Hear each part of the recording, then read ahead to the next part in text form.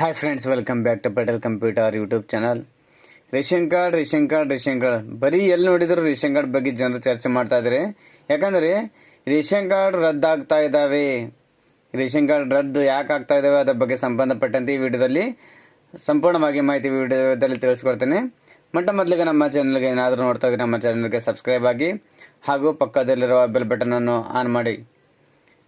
So friends, ಕಳೆದ 2 ವರ್ಷಗಳಿಂದ online ಮೂಲಕ ಅರ್ಜಿ ಸಲ್ಲಿಸಲು ಅವಕಾಶ ಕೊಡ್ತಾ ಇಲ್ಲ. ಆವಾಗ ಬರೀ 2 ಗಂಟೆ ಅಂತ ಒಂದು ಮೆಡಿಕಲ್ ಎಮರ್ಜೆನ್ಸಿಗೋಸ್ಕರ ಆನ್ಲೈನ್ ಮುಖಾಂತರ ಅರ್ಜಿಯನ್ನು ಕರೆಯಲಾಗ್ತಾ ಇದೆ. ಆದರೆ ಜನಸಾಮಾನ್ಯರಿಗೆ ರೇಷನ್ ಕಾರ್ಡನ್ನು ಅರ್ಜಿ ಸಲ್ಲಿಸಲು ಯಾವುದೇ ರೀತಿಯಲ್ಲಿ ಸರ್ಕಾರ ವತಿಯಿಂದ ಅವಕಾಶವನ್ನು ಕೊಡ್ತಾ ಇಲ್ಲ. ಹಾಗೂ ಕಳೆದ 2 ವರ್ಷಗಳಿಂದ ರೇಷನ್ ಕಾರ್ಡ್ ಕೂಡ ವಿತರಣೆ ಮಾಡ್ತಾ ಇಲ್ಲ. ಅಂಥದ್ರಲ್ಲಿ ರೇಷನ್ ಕಾರ್ಡ್ ರದ್ದು ಮಾಡಲು ಸರ್ಕಾರ ಮುಂದಾಗಿದೆ.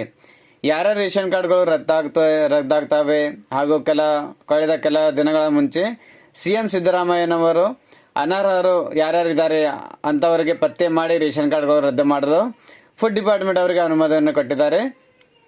ಬರೀ ರೇಷನ್ ಕಾರ್ಡ್ಗಳು ರದ್ದು ಮಾಡ್ತಾ ಹೋದರೆ ಜನಸಾಮಾನ್ಯರಿಗೆ ಅರ್ಹ ಫಲಾನುಭವಿಗಳು ಯಾರ್ಯಾರಿದ್ದಾರೆ ಅಂಥವರಿಗೆ ರೇಷನ್ ಕಾರ್ಡ್ ವಿತರಣೆ ಯಾಕೆ ಮಾಡ್ತಾ ಇಲ್ಲ?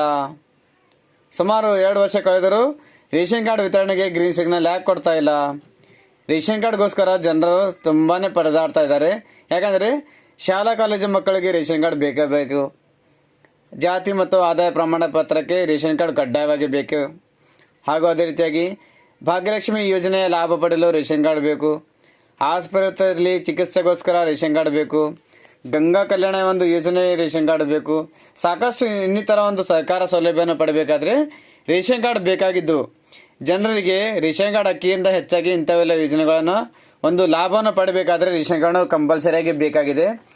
ಸೊ ಅಂಥದ್ರಲ್ಲಿ ಇರೋ ರೇಷನ್ ಕಾರ್ಡನ್ನು ಕ್ಯಾನ್ಸಲ್ ಮಾಡಲು ಸರ್ಕಾರ ಮುಂದಾಗ್ತಾ ಇದೆ. ಯಾರ್ಯಾರ ರೇಷನ್ ಕಾರ್ಡ್ ಕ್ಯಾನ್ಸಲ್ ಆಗುತ್ತೆ ನೋಡೋದಾದರೆ, ಮೊದಲನೇದಾಗಿ ವಾರ್ಷಿಕ ಆದಾಯ ಬಂದು 1,20,000 ರೂಪಾಯಿಗಿಂತ ಹೆಚ್ಚಾಗಿ ಎಲ್ಲ ಮೂಲಗಳಿಂದ, ಅಂದರೆ ಒಂದು ಕುಟುಂಬದ ಎಲ್ಲ ಮೂಲಗಳಿಂದ ಆದಾಯ ಒಂದು 1,20,000ಕ್ಕಿಂತ ಹೆಚ್ಚು ಮೀರಿದರೆ ಅಂಥವರಿಗೆ ಈ ಒಂದು ರೇಷನ್ ಕಾರ್ಡನ್ನು ಕಡ್ಡಾಯವಾಗಿ ಇಲ್ಲಿ ಕ್ಯಾನ್ಸಲ್ ಆಗುತ್ತೆ. ಎರಡನೇದಾಗಿ ಕುಟುಂಬದ ಯಾರೇ ಆಗಲಿ ಆದಾಯ ತೆರಿಗೆ ಪಾವತಿದಾರ, ಅಂದರೆ ಇನ್ಕಮ್ ಟ್ಯಾಕ್ಸ್ ಪೇಯರ್ ಆಗಿರಬಾರ್ದು. ಮೂರನೇದಾಗಿ ಸರ್ಕಾರಿ ನೌಕರ ಅಥವಾ ಅವರ ಕುಟುಂಬದಲ್ಲಿ ಯಾರಾದರೂ ಒಬ್ಬ ಸರ್ಕಾರಿ ನೌಕರ ಇದ್ದರೆ ಅಂಥವ್ರಿಗೂ ಕೂಡ ಈ ಒಂದು ರೇಷನ್ ಕಾರ್ಡನ್ನು ಕ್ಯಾನ್ಸಲ್ ಆಗುತ್ತೆ. ನಾಲ್ಕನೇದಾಗಿ 3 ಹೆಕ್ಟೇರ್ ಜಮೀನು, ಅಂದರೆ 7 ಎಕರೆ 20 ಗುಂಟೆಗಿಂತ ಹೆಚ್ಚಾಗಿ ಕೃಷಿ ಜಮೀನನ್ನು ಯಾರ್ಯಾರು ಹೊಂದಿರ್ತಾರೆ ಅಂಥವ್ರಿಗೂ ಕೂಡ ಈ ಒಂದು ರೇಷನ್ ಕಾರ್ಡು ಕೂಡ ಕ್ಯಾನ್ಸಲ್ ಮಾಡಲಾಗುತ್ತೆ. ಐದನೇದಾಗಿ 4 ಚಕ್ರದ ವೈಟ್ ಬೋರ್ಡ್ ವಾಹನ ಇರುವವರು, ಅಂದರೆ ಯಾರ್ಯಾರು ವೈಟ್ ಬೋರ್ಡ್ ವಾಹನಗಳಿದ್ದಾವೆ, 4 ವೀಲರ್ ಯಾರಿರ್ತವೆ ಅಂಥವ್ರು ಕೂಡ ರೇಷನ್ ಕಾರ್ಡ್ ಕ್ಯಾನ್ಸಲ್ ಆಗುತ್ತೆ. ಅದೇ ಎಲ್ಲೋ ಬೋರ್ಡ್ ಇರ್ತಕ್ಕಂಥ ಒಂದು 4 ಚಕ್ರ ವಾಹನದ ಅಂಥವರಿಗೆ ಕೂಡ ಯಾವುದೇ ರೀತಿಯಾಗಿ ರೇಷನ್ ಕಾರ್ಡನ್ನು ಕ್ಯಾನ್ಸಲ್ ಆಗೋದಿಲ್ಲ.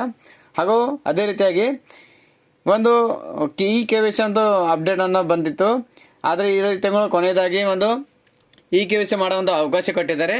ಅಂಥವ್ರು ಕೂಡ ಯಾರ್ಯಾರು ಇನ್ನವರೆಗೂ KYC ಮಾಡಿಸಿಲ್ಲ, ಈ ತಿಂಗಳು ಕೊನೆಯ ತಿಂಗಳಾಗಿದೆ, ಯಾರೋ KYC ಮಾಡಿಸೋದಿಲ್ಲ ಅಂಥವರಿಗೆ ಮುಂದಿನ ತಿಂಗಳಿಂದ ಆಟೋಮೆಟಿಕ್ ಆಗಿ ನಿಮ್ಮ ರೇಷನ್ ಕಾರ್ಡನ್ನು ರದ್ದಾಗುತ್ತೆ.